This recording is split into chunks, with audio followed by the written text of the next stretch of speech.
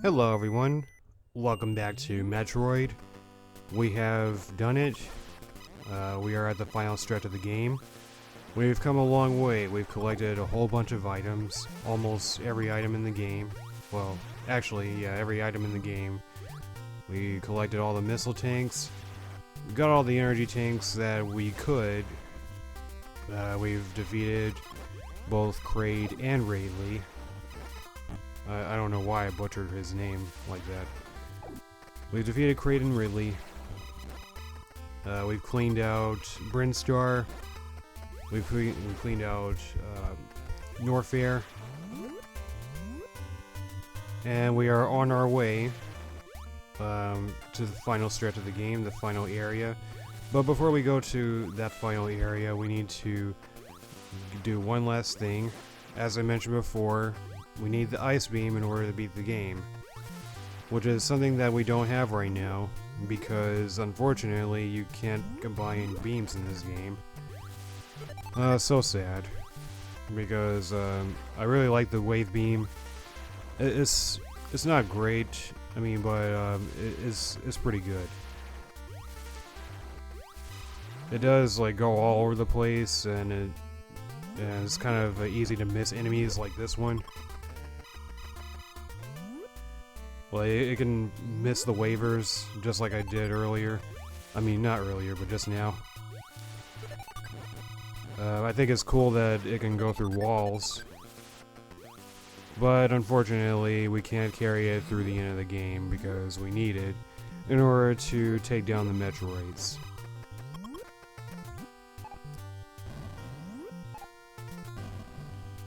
Besides, it's pretty useless at the end of the game anyway. Besides, we got enough missiles like to last us the whole game. We should not run out whatsoever. At this point, I think we have a total of 255 missiles, if I'm correct on that. But yeah, we got everything that we need. And more, probably. Because, like I said before, you don't need all the missile tanks in the game.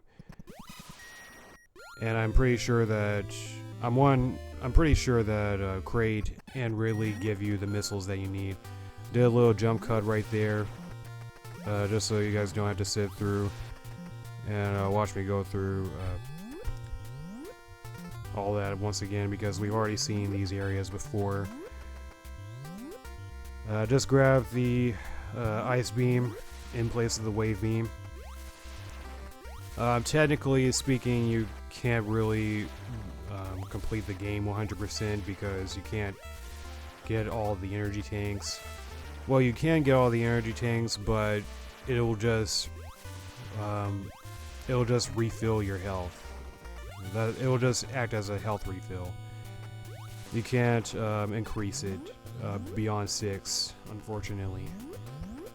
And as I mentioned before multiple times, you can't combine the ice and wave beam, which is unfortunate. Because with the ice beam alone, it's just about as strong. It is just as strong as your normal beam. Here I am just doing a little grinding.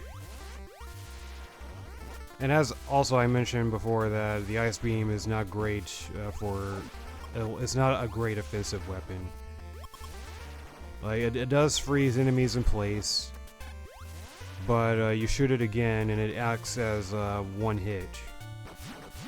So it's essentially like having to do double the damage to your opponents. So here's the bridge room. Here's the Kraid and Ridley statue. You have to defeat these guys first in order to get here. You shoot the statues, it makes a bridge, and we can carry forward to the final area in the game, which is known as Tourian. So without further ado, let's go.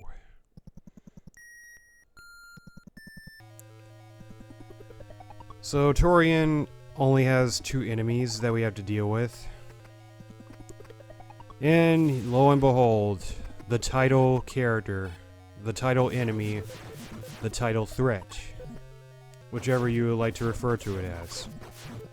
These are the Metroids. They are fast, they are dangerous.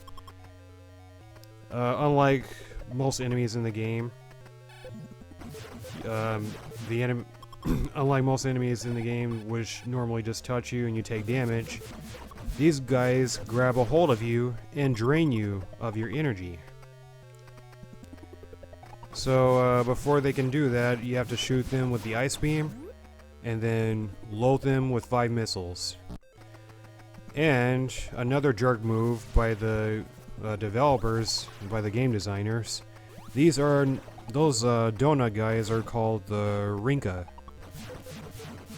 which are enemies that spawn out of nowhere and do crazy damage. And if you get hit by one and you don't have the Varia suit, or I'm pretty sure it's instant KO if you don't have any energy tanks or the Varia suit. With the Metroids, you gotta really think fast, otherwise they're gonna grab you, and multiple Metroids can grab onto you at a time. But the Rinka can do some pretty nasty damage. Only 3 can be on the screen at a time. Oh, actually, that's... Yeah. Only 3 Rinka can be on the screen at the time. Thanks to limitations. Which is actually a good thing, for once. I guess. But, unfortunately, like, they spawn out of nowhere. Which really sucks. Because they can appear right in front of you. And I don't think they drop anything. The Metroids drop massive loads of items. Like they'll drop massive energy and massive missiles, I guess.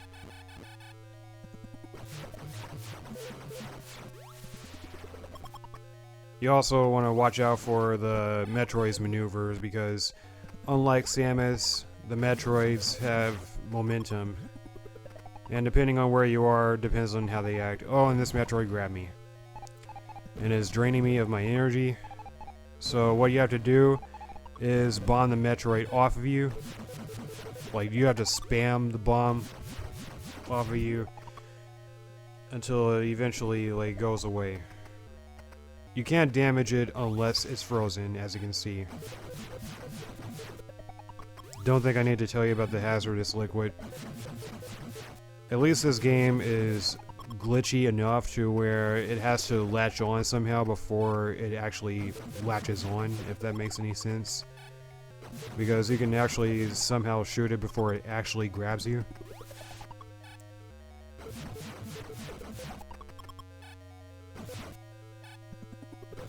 You can knock it back with missiles if you don't shoot it with the ice beam first. So that can be a good thing. But that's enough about the Metroids. That's actually it for the Metroids. We've destroyed them all, but not really, because the game can actually reload the Metroids. In future games, there's a certain amount of Metroids that show up. Not sure if that counts as a spoiler, but considering how this game is when it comes to respawning enemies, this is only a Metroid 1 thing, Metroid NES thing. Which I forgot to mention that this game was released on the Famicom disk system, and it's got a few differences that I'm not really going to have time to mention here. Anyway, these walls are called Zebethite. These are energy sources.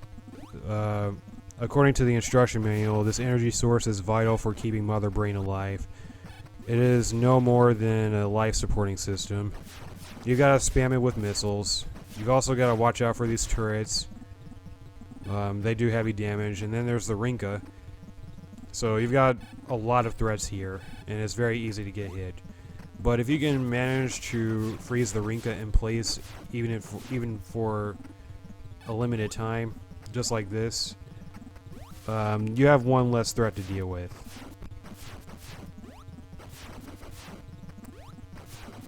So I'm just trying to get up close to the Zebethite, just so I can load it with missiles as fast as I can, because it can regenerate itself. I'm also trying to freeze the Rinka in place, like so I can finally deal with Mother Brain. Mother Brain does not attack. She already has turrets, and she already has the Rinka to do her dirty work. At this point, she's just trying to survive, I guess. And I'm trying to survive too, because I'm in a really bad situation here. Because hitting the glass on Mother Brain counts as damage. Or Mother Brain's glass counts as damage, and there's also the turrets. This is the sweet spot where you want to shoot Mother Brain. And as long as the Rinka are on screen and they're frozen, you have an opening. So you want to keep using this strategy, but at the same time, this strategy has its flaws because Samus suffers from stupid, crazy knockback. But after shooting enough missiles, epilepsy warning, by the way. That's it. Mother Brain is destroyed. We have a timer, and it's going down pretty fast. And the final thing we have to do is make our way to the top, and we've got to make it out of here before Tourian explodes. I used to think that the entirety of the planet explodes in this game, but it's actually just Tourian that gets obliterated, and not the whole planet. It can be pretty easy to screw up here, so you want to make every jump count. You don't want to mess up a single time. If you don't mess up, it shouldn't take you long to get up and out.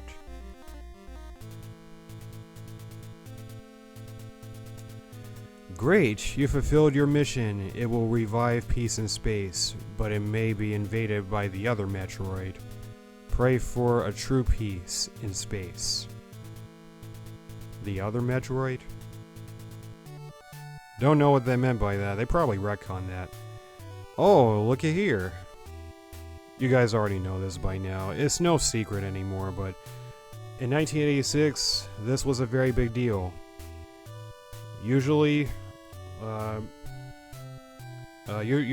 video games, the protagonist is a male. And even in the instruction manual,